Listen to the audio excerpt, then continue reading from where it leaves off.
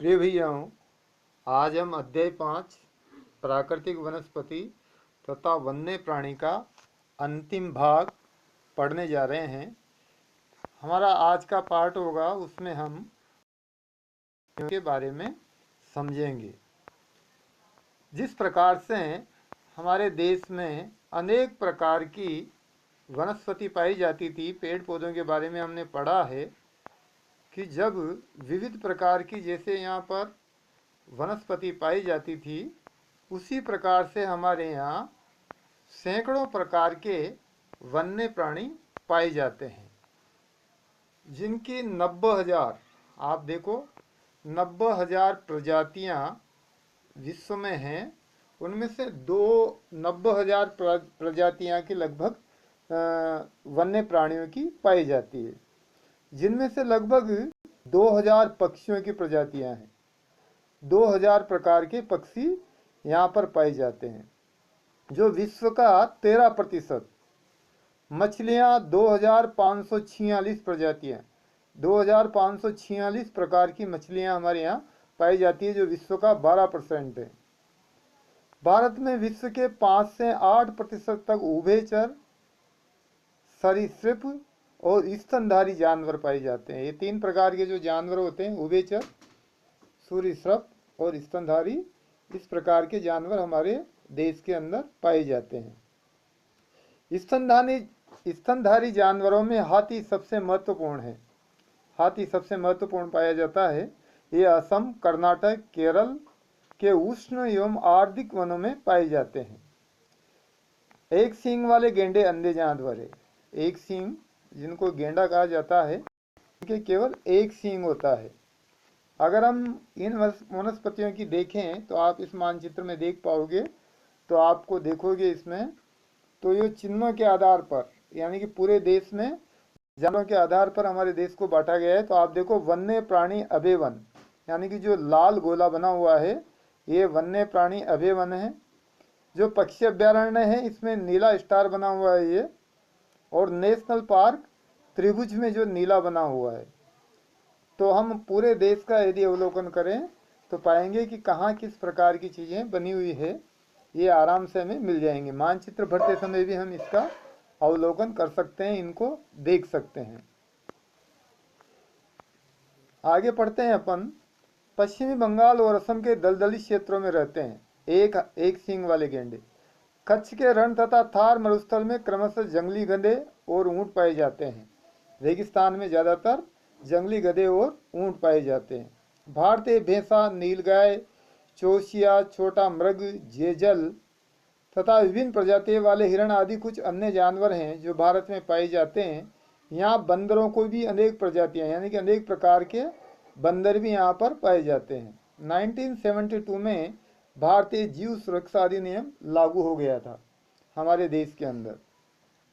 भारत विश्व का अकेला देश है जहाँ शेर तथा बाघ दोनों पाए जाते हैं। भारतीय शेरों का प्राकृतिक वास स्थल गुजरात में गिर जंगल है। बाघ मध्य प्रदेश तथा झारखंड के वनों में, पश्चिमी बंगाल के सुंदर वन और हिमालय क्षेत्रों में बाघ पाए जाते हैं। बिल्ली प्रजाति के सदस्यों में तेंदुआ भी है। ये शिकारी जानवरों में मुख्य है। तेंदुआ शिकार करने में सबसे खतरनाक जानवर होता है, जो बस्तियों में आकर भी शिकार कर लेता है।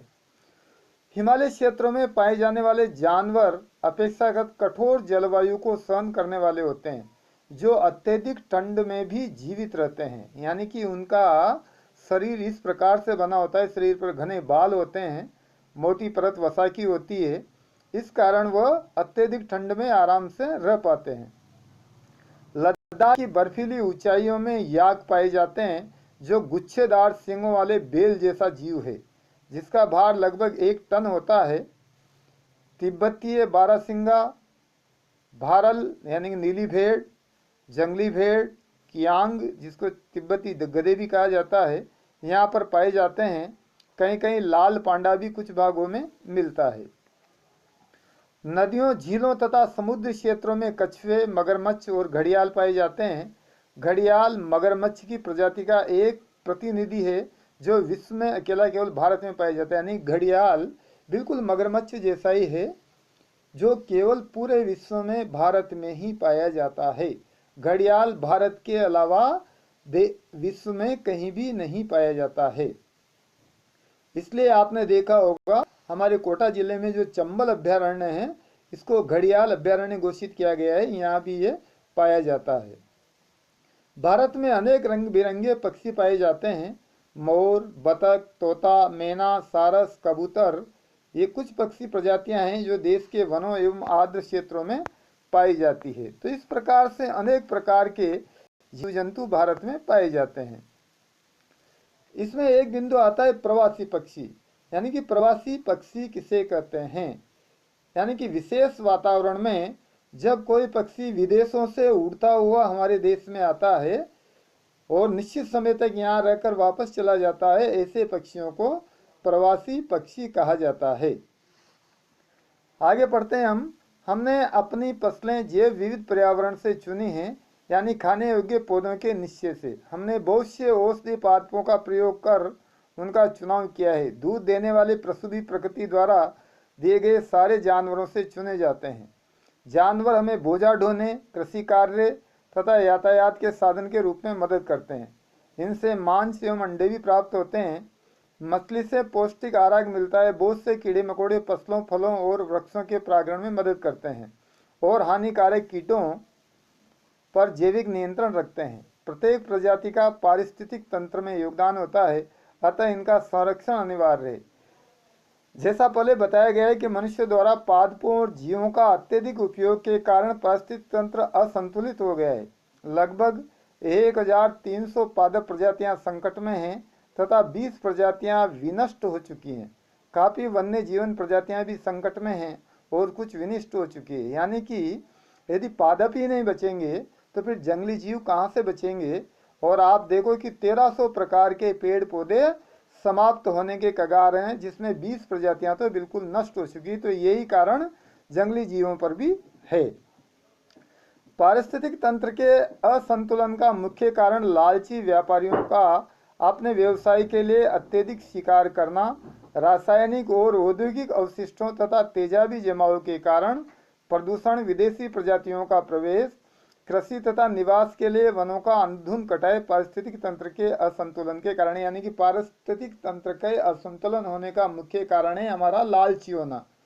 हमने हाईवे बनाने के लिए, औद्योगिक स्थापित करने के लिए, खेती बाड़ी की जमीन तलाश करने के लिए, औद्योगिक नगर बसाने के लिए, इन सब के लिए वनों को काटा है, वनों का विनाश किया है। परिणाम स्वरूप जो ये पारिस्थितिक तंत्र है ये असंतुलित होता जा रहा है। अपने देश की पादप और जीव संपत्ति की सुरक्षा के लिए सरकार ने तो कई कदम उठाए हैं, लेकिन वह कागजों तक है। आम जीवन जहाँ तक उसके साथ नहीं जुड़ेगा वहाँ तक उसका विशेष महत्व नहीं। तो सरकार ने क्या कदम उठाए उसमें देखो आप। पहला, देश में 14 जीव मंडल निश्चय आरक्षित क्षेत्र स्थापित किए हैं। इनमें से 4 सुंदरवन पश्चिमी बंगाल, नंदा देवी उत्तराखंड, मंदार की खाड़ी तमिलनाडु और नीलगिरी केरल, कर्नाटक और तमिलनाडु की गणना विश्व के जीवमंडल में होती है। जो 14 जीवमंडल निश्चय आरक्षित क्षेत्र हैं उनमें भी मुख्य रूप से सुंदरवन, मंदार की खाड़ी, नीलगिरी, नंदा देवी, नाकरेक, ग्रेट निकोबार और मानस, इनका ये है भी कहाँ, इनका ये क्षेत्र भी दिया हुआ है। दूसरा सरकार की तरफ से जो निश्चित किया है पॉइंट वही है, सन 1952 से सरकार द्वारा पादप उद्यानों को वित्तीय तथा तकनीकी सहायता देने की योजना बनाई। यानी कि सरकार ने आर्थिक रूप से भी मजबूत करने की कोशिश की ताकि उनका संरक्षण सही प्रकार से हो सके। तीसरा बिंदु है शेर संरक्षण, गेंडा संरक्षण, भारतीय भैंसा संरक्षण तथा पारिस्थितिक तंत्र के संतुलन के लिए नई कई योजनाएं बनाई गई। यानी कि सरकार अपने स्तर पर इनके विकास के लिए अलग अलग प्रकार की योजनाएं बनाकर क्रियान्वयन करती है।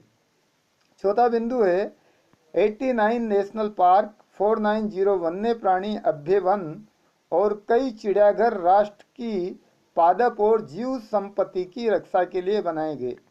89 नेशनल पार्क बनाए गए और 490 वन्य प्राणी अभ्यावन बनाए गए। यानी कि इस प्रकार से राष्ट्रीय उद्यानों का विकास किया गया है। हम सभी को अपनी अतिजीविता के लिए प्राकृतिक पारिस्थितिक तंत्र के महत्व को समझना चाहिए। ये तब संभव है जब प्राकृतिक पर्यावरण का अंध विनाश तत्काल समाप्त कर दिया जाए। यदि हम प्रकृति के जो वन हैं, वन क्षेत्र हैं, उनका विनाश करना बंद कर देते हैं, विकास इस प्रकार से करें कि जंगल भी बचे और विकास भी हो। हमारा आर्थिक विकास भी जरूरी है और जंगल भी बचे। जब जंगल बचेंगे तो फिर पर्यावरण भी शुद्ध होगा, साथ ही वन्य जीवों के रहने का स्थान भी उपलब्ध होगा। इस प्रकार से हम इस प्राकृतिक वातावरण को सुरक्षित रख सकते हैं, इसको बचा सकते हैं और निश्चित तौर पर ये हमारे लिए आने वाली पीढ़ी के लिए जरूर लाभदायक सिद्ध होगा। इस प्रकार से आज हमारा अध्याय 5 पूर्ण होता है। अगले पार्ट में हम इसके संपूर्ण प्रश्न उत्तरों को समझने का प्रयास करेंगे और अच्छी प्रकार से गृह कार्य पूरा करेंगे। जय हिंद, वंदे मातरम, जय भारत।